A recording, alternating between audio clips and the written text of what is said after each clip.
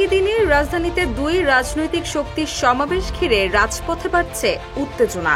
৩ August রাজধানীতে মহাসমাবেশ করবে জাতীয় নাগরিক পার্টি, পাশাপাশি শাহবাগে ছাত্র সমাবেশ করবে ছাত্রদল।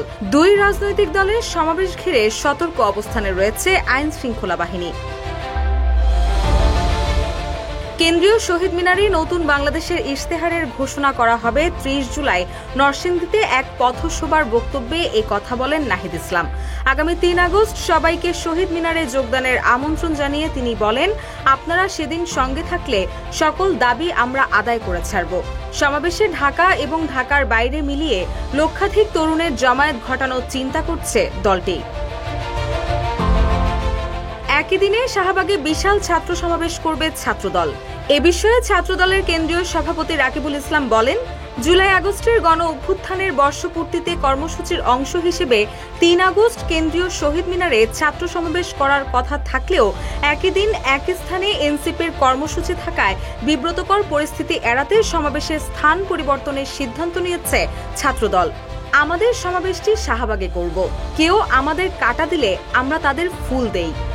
ওয়ালটন এখন দেশের সীমানা পেরিয়ে পৌঁছে গিয়েছে ৫০টিরও বেশি দেশে। ওয়ালটন, ঘরে ঘরে, বিশ্বজুড়ে।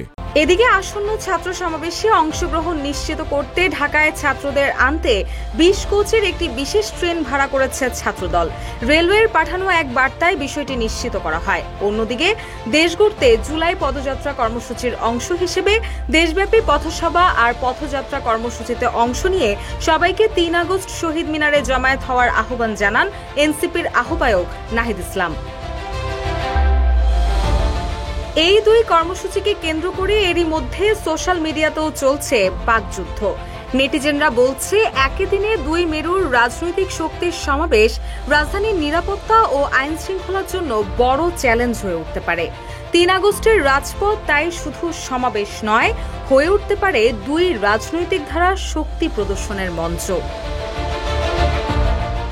রুশা সুর, নিউজ ডেস্ক, ইত্তেফাক।